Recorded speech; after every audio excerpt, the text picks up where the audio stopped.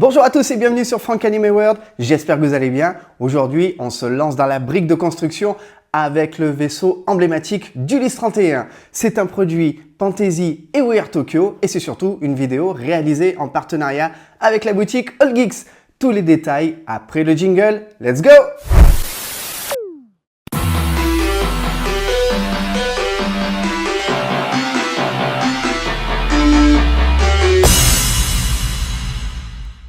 Cette vidéo est réalisée en partenariat avec la boutique All Geeks, votre rendez-vous parisien situé au 6 boulevard Voltaire.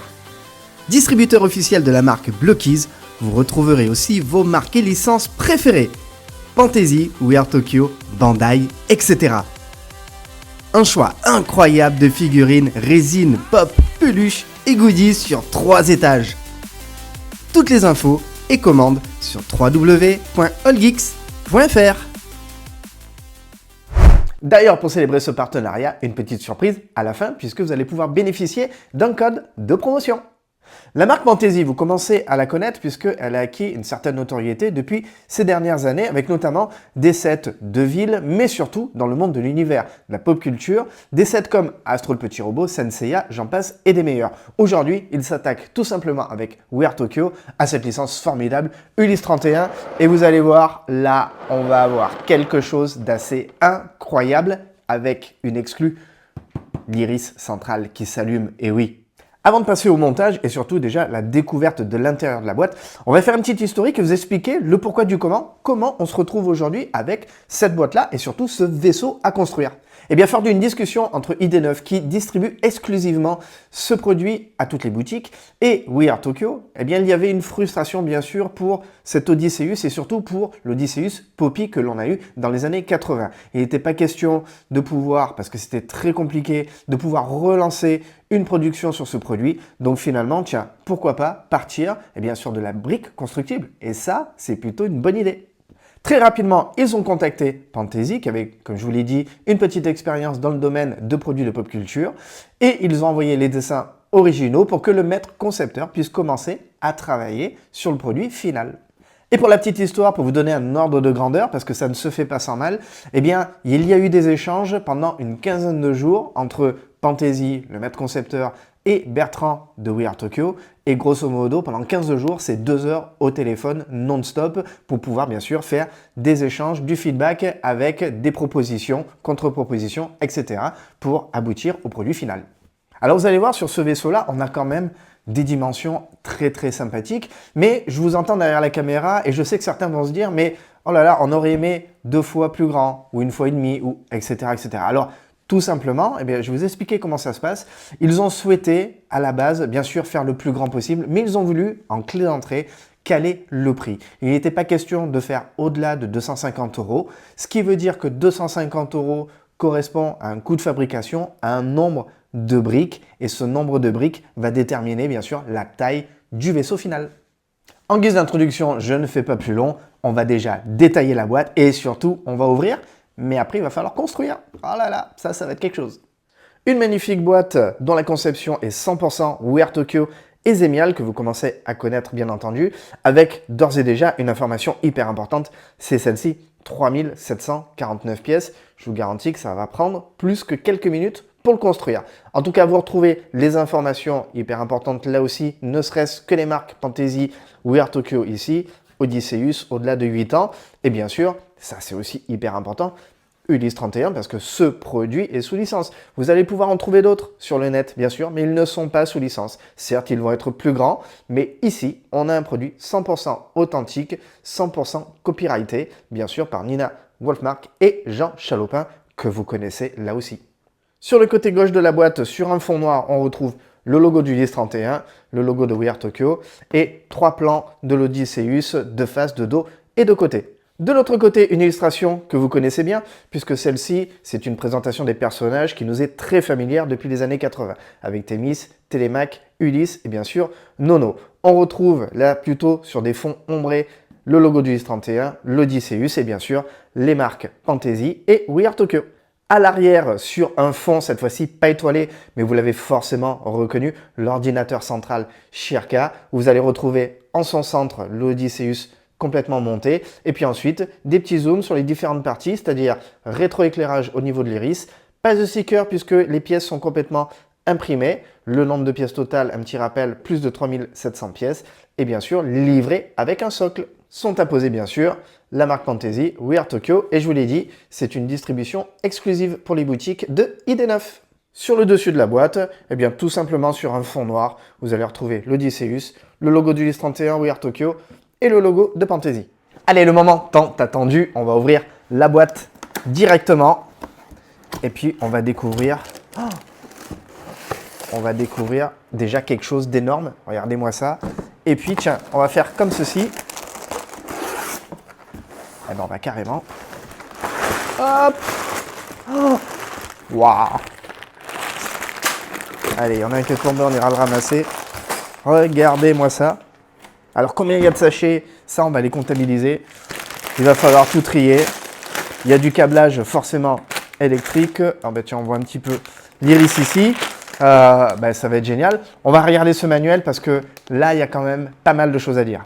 En tout et pour tout, donc 47 sachets que l'on a commencé à classer, plus le cordon d'alimentation, plus bien sûr cette magnifique notice, mais qui est plus qu'une notice, on va la détailler, surtout une surprise.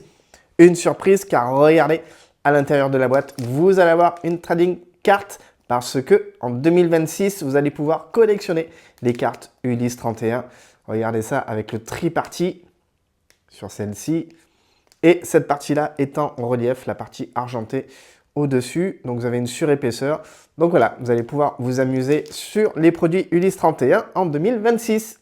Avant d'ouvrir la notice, eh bien, regardez-moi cette couverture absolument magnifique. Mais quelle illustration incroyable avec l'Odysseus, bien sûr, en fond. Et puis, vous allez retrouver les tridents de ce côté-là. Et puis, tiens, en arrière-plan. Alors, Zeus ou Poséidon? Allez, je vous laisse le marquer en commentaire. En général, les gens se trompent, mais je sais que vous allez marquer la bonne réponse. À l'intérieur du manuel, bien sûr, les informations importantes liées à la marque et à We Are Tokyo, mais surtout, carrément un petit récap où chaque sachet va être attribué et vous allez voir, bien sûr, quelle partie on fait avec tel numéro de sachet.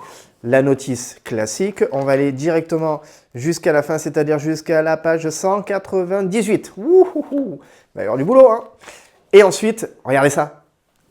Eh bien, ce n'est pas qu'une notice, on a carrément un artbook derrière. Et regardez-moi ces illustrations. On retrouve, bien sûr, à la tête de ces illustrations, Alexis Talon, Frédéric Thomé. On les sait, de grands illustrateurs et de grands fans d'Ulysse 31 qui nous offrent là des dessins complètement détaillés de l'Odysseus. C'est vraiment magnifique jusqu'au centre de contrôle avec Shirka. Et puis, tiens, un récap des personnages. Ulysse, Télémaque, où à chaque fois, eh bien, on va voir ses compétences, son rôle, son apparence, ses équipements. Ça, c'est vraiment des infos superbes. C'est très, très bien travaillé. Thémis Noumaios. Nono, on ne va pas oublier quand même Nono, avec sa boîte de boulons et encore une très belle illustration à la fin. Et puis, j'allais dire, il me semble que mon petit doigt m'a dit que cet artbook n'était pas terminé. Donc, je vous laisse extrapoler sur peut-être la suite.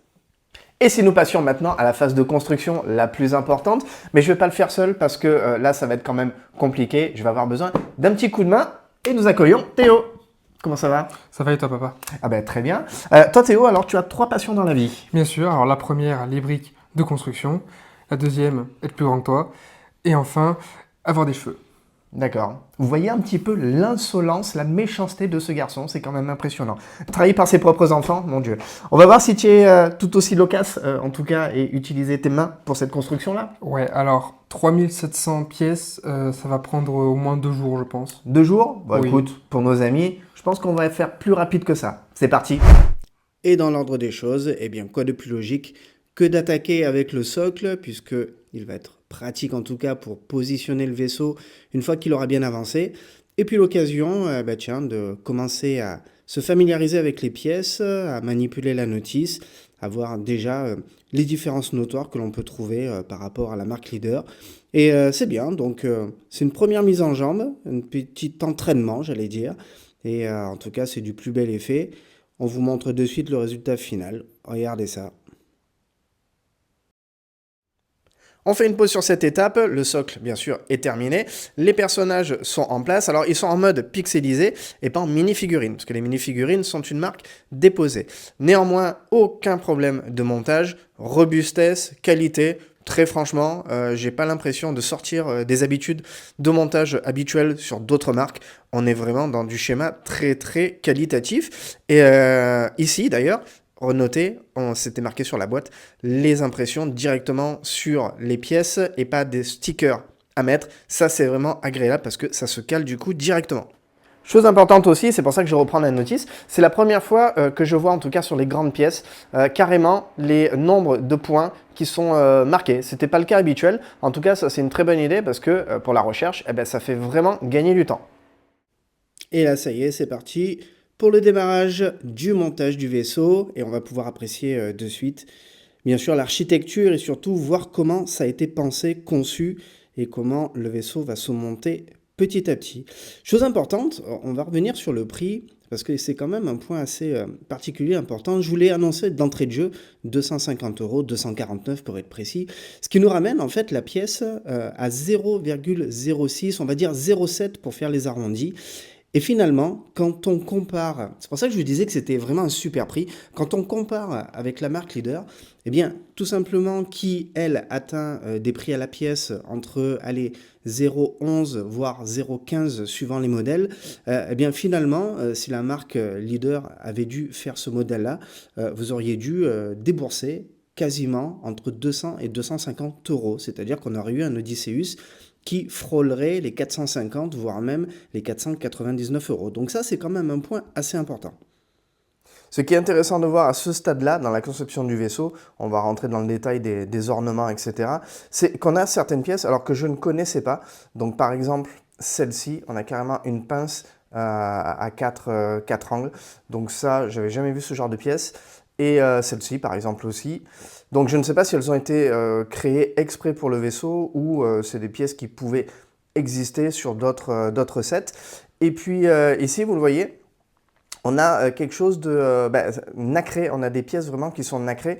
Alors je ne sais pas si c'est fait exprès, si c'est pour lui donner un style métallisé ou est-ce que c'est par rapport au moulage de la pièce. Donc ça, c'est une question que je poserai directement au fabricant. Je ne connais pas votre affinité avec Ulysse 31. En tout cas, pour ma part, c'est vraiment un dessin animé qui m'a donné énormément envie d'en savoir plus sur la mythologie grecque. Ça, c'est clair que ça m'a énormément intéressé, voire même ça m'a donné envie de lire l'Iliade et l'Odyssée. Ça m'a donné envie vraiment d'en savoir plus et puis de découvrir tous ces thèmes mythologiques avec ces monstres, ces légendes, ces mythes. Et c'était vraiment super parce que ces dessins animés-là, eh bien, tiens, nous ouvraient l'esprit, contrairement à ce que croyaient finalement les adultes. Non, ne restez pas abrutis devant notre écran de télévision, on apprenait des choses. Voilà un des côtés du vaisseau qui a bien avancé avec voilà, les subtilités de ces nouvelles pièces, en tout cas moi que je n'avais pas encore vu, c'est vraiment très sympa. À noter au niveau de certaines pièces qui ont un contraste de couleurs sensiblement différent, on a du gris clair et on a du gris foncé aussi. Sur la notice, c'est pas évident, je pense que c'est le petit point qu'il faudrait accentuer, il faudrait vraiment accentuer le contraste sur la notice parce qu'au niveau de ces pièces, pas évident à repérer. Et y compris sur les pièces transparentes. Je ne sais plus sur laquelle c'est, je crois que c'est sur celle-là. On avait une pièce qui paraissait plutôt blanche sur la notice. Et du coup, on était parti sur du blanc et on ne comprenait pas, on n'arrivait pas à la trouver. Donc voilà, il faudrait un petit peu renforcer, à mon sens, les contrastes sur la notice. Le deuxième côté étant complètement symétrique, eh bien on va pouvoir le faire directement. Comme il n'y avait pas grand intérêt à vous montrer la même chose de l'autre côté, autant passer sur la continuité avec la construction de la partie basse du vaisseau. Vous voyez où il y a les briques transparentes bleues. C'est la partie qui va commencer bien sûr à connecter le vaisseau mais par le bas, puisqu'à ce stade-là, le vaisseau lui est en deux parties que l'on réunit, vous voyez enfin sur la vidéo. Et bien sûr, il reste couché puisque là, il est encore hyper fragile, on ne peut pas le mettre debout, la structure n'est pas encore solidifiée et on construit les renforts petit à petit, qu'ils soient en dessous et ensuite ils viendront sur les côtés. Vous allez voir, c'est super, super bien fait. Mais petit à petit, voilà, il se monte. C'est très bien construit, c'est très bien pensé. Et là, on termine les renforts sur les côtés et ça solidifie bien sûr un peu plus la base. Là, on attaque la partie centrale avec ce qui va soutenir et contenir l'iris. Et là, ça va devenir une partie vraiment très très intéressante. À ce stade-là, toute la structure du vaisseau est quasiment complète. Il va y avoir après tous les détails à faire, bien sûr. On est en train, là aussi vous avez compris, de faire la partie centrale. Et on a fait un point, du moins un arrêt, parce que je voulais vous montrer absolument cette pièce-là qui est hyper importante, puisqu'on touche carrément au cœur de l'iris et toute la partie lumière va se passer à ce niveau-là, avec le petit circuit imprimé qui est derrière, et puis le port USB-C où il va falloir enclencher le câble. Donc voilà, on va pouvoir attaquer cette partie, et puis on l'allumera vraiment au dernier moment, à la toute fin de la vidéo. À ce stade-là, c'était très drôle car on était en questionnement sur le fonctionnement de l'iris. Donc ça, on y répondra un peu plus tard dans la vidéo. Surprise! Voilà, ce qu'on vous disait, c'est que c'était hyper agréable d'avoir des pièces complètement imprimées, pas de stickers, ça c'est vraiment génial. Donc je m'attardais un petit peu, parce que là on est carrément sur la paupière de l'iris, pour vous montrer un peu plus en détail cette fameuse impression. Et tant qu'à faire, je vous montre aussi par rapport aux ailes qui vont être sur le côté, vous voyez, tout est complètement imprimé. Et ça franchement, c'est hyper agréable. Donc ça c'est des pièces, vous voyez, qui sont séparables bien sûr, et l'impression est totale à ce niveau-là, donc ça c'est vraiment cool. On installe les paupières sans aucune difficulté, et puis ça nous permet de continuer la construction de l'iris avec l'arrière, les côtés, et surtout, très important, le haut et le bas qui vont se connecter directement au vaisseau. Et ça, c'est des parties intéressantes à voir. La bande son du Lys 31, on en parle 30 secondes, parce que je sais pas vous, moi, vous le savez, forcément, j'ai une affinité particulière avec la musique, puisque j'adore chanter ces génériques-là pour les concerts. Mais l'OST, on avait quand même un OST de fou, avec des musiques hyper variées, des thèmes, que ce soit d'action, de suspense, c'était vraiment génial, et on a eu vraiment une bande-son formidable. Les génériques, on va en parler là aussi 30 secondes, 2 génériques, voire même j'allais dire 3 génériques assez dingues. On avait Lionel Leroy, que vous connaissez, bien sûr pour l'interprétation du tout premier générique Ulysse 31, mais aussi pour un générique de fin vraiment génial. Mais Lionel Leroy qui s'était illustré dans Starsky Hutch, Goldorak, Dardarmotus, Monsieur Merlin, Bomber X, voilà, c'était vraiment de l'interprétation grandiose et géniale. Et ensuite on a eu Jacques Cardona qui lui a fait Ulysse revient et qui a notamment interprété Les Mystérieuses Cités d'Or et Lucky Luke. Vous l'avez compris, on a attaqué les réacteurs et puis il va y avoir aussi les dernières grosses pièces de connexion qui vont permettre la solidification de toute la partie du vaisseau. Les réacteurs vont contribuer, eux aussi, à solidifier toute la structure par l'arrière, puisque l'avant est terminé, elle est solidifiée. Et vous allez voir, ça s'imbrique vraiment tout seul, c'est nickel. La conception, encore une fois, est très bien pensée à ce niveau-là. On a parlé de musique, mais tiens, quelque chose qui résonnait là aussi comme de la musique à nos oreilles. Les voix dans Ulysse 31, et notamment la voix principale. Ulysse 31, c'était Claude Giraud.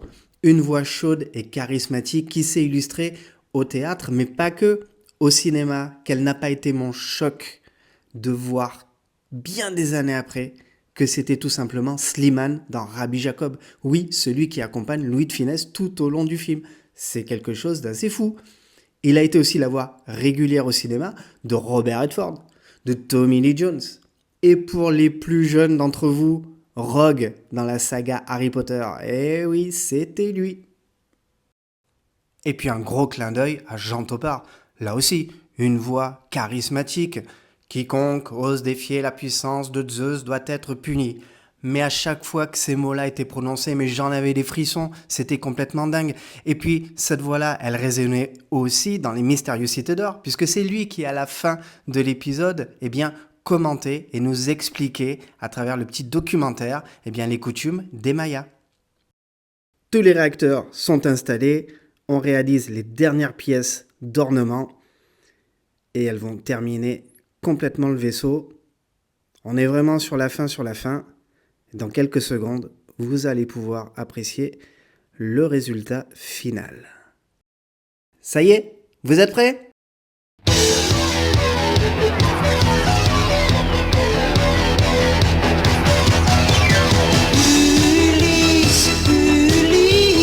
Face au mal, face au bien, avec son cœur, avec ses mains. Ça y est, il est enfin terminé. Quelle pièce de dingue. Les détails, on va vous les montrer tout à l'heure, mais sans plus attendre, oui, vous l'attendez avec impatience, le système lumineux et avec l'iris qui s'allume. Normalement, si je fais ça,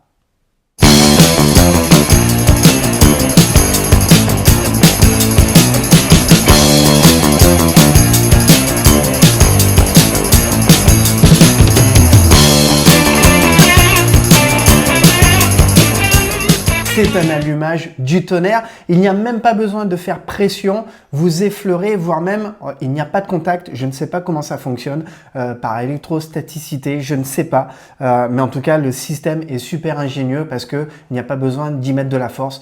Vous l'effleurez et ça s'allume automatiquement. Et puis surtout, c'est du plus bel effet. Ça, c'est vraiment une idée de Bertrand. Bertrand a voulu absolument qu'il y ait un œil central, l'iris, qui s'allume. Et là, je pense que pour parfaire et surtout pour sublimer complètement cette pièce, je crois que là, l'idée, elle est topissime.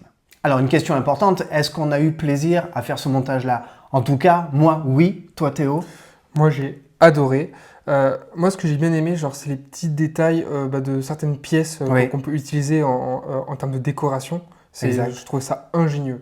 Les pièces ont évolué dans leur forme, dans leur conception, et c'est vrai qu'aujourd'hui, on a la possibilité, avant c'était très cubique, là, le DCX qui a quand même une forme très arrondie, on arrive à faire des arrondis avec des astuces, et c'est vrai que la conception en elle-même du vaisseau, je la trouve très ingénieuse, parce que ils ont recréé complètement ces formes arrondies, avec des briques carrées, ou du moins avec des angles droits, et ça c'est vraiment génial.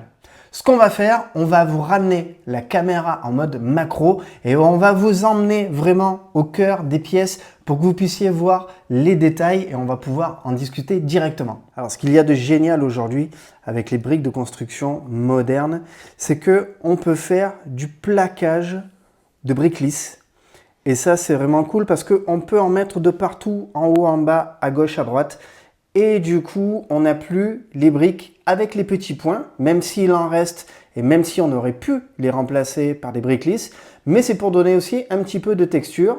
Mais l'entièreté du vaisseau est complètement lisse. Et ça, c'est vraiment génial parce que, quelque part, on commence à se rapprocher de la maquette. Et je trouve que là, on a un super compromis entre de la brique de construction et de la maquette. Le rendu est vraiment génial. Vous le voyez vraiment de près. Les détails, vous l'avez compris, ont été super soignés. Et le rendu est vraiment top. Regardez, je continue à me promener comme ça sur le vaisseau. Et vous voyez, ça c'est des endroits qui sont très caractéristiques. Regardez vraiment la finition comme elle est. C'est génial. C'est vraiment superbe. Je vous le dis, on est vraiment quasiment comme sur de la maquette, moi je trouve. L'arrière aussi est très soigné, vous allez voir. Avec le système de réacteur, ça c'est vraiment très chouette. Et toujours le souci du détail pour les finitions. Donc vous voyez, même sur l'arrière, tout est lisse, tout est plaqué. Le soin a été vraiment total jusqu'au bout. Pour le système de l'iris à l'arrière, le câble bien sûr qui sort ici, il est maintenu par le petit crochet et il descend à travers le vaisseau pour descendre en dessous, hop, et ensuite ressortir. Et vous pourrez le brancher sur adaptateur. Alors je n'ai pas trouvé dans la notice le voltage qu'il ne fallait pas dépasser, donc j'ai pris un adaptateur plutôt standard, pour pas faire griller quand même la carte. Petite précision en tout cas, je revérifierai si je la trouve, mais je ne l'ai pas vue. Donc ce sera peut-être quelque chose à rajouter par la suite sur d'autres sets avec de la lumière pour au moins préciser les adaptateurs qu'il faut pour connecter le tout en toute sécurité. Voilà, donc je vous en ai parlé, même si tout est lisse, vous avez quand même des petits picots qui sont présents. Et puis surtout aussi quelques plaques de couleurs différentes. Voilà, ça apporte une texture, des couleurs différentes au vaisseau, des contrastes. Et ça, c'est plutôt pas mal. Même si encore une fois, je me redis, mais dans la notice, il faudrait rajouter du contraste dans les couleurs parce que des fois, ça peut échapper. C'est pas si évident que ça. Allez, je ne boude pas mon plaisir de continuer à passer la caméra en mode macro parce que là, vous allez vraiment continuer à vous rendre compte de la complexité de l'architecture du vaisseau pour donner bien sûr tous ces arrondis et puis pouvoir vous rendre compte toujours de la qualité de finition, quoi. J'exagère, hein, les maquettistes vont bondir quand ils vont écouter ma vidéo, du moins s'ils la regardent, parce que je compare ça à une maquette, mais vraiment dans la finition, on est vraiment sur un super compromis, hein, vraiment. Hein. Je pèse mes mots, hein, j'ai pas peur de le dire. Bien sûr qu'on n'est pas sur une maquette, mais on est quand même sur de la brique de construction hyper évoluée pour un résultat final comme ça. C'est vraiment génial. Regardez ça.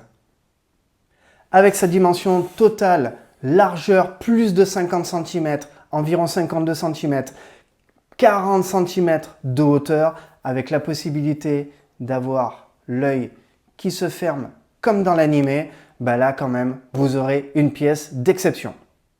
Une dernière surprise, on va revenir sur le prix. Je vous en ai parlé en début de vidéo, on vous a annoncé 250 € parce que c'était le prix maximum qu'il s'était fixé à la vente, prix de vente public.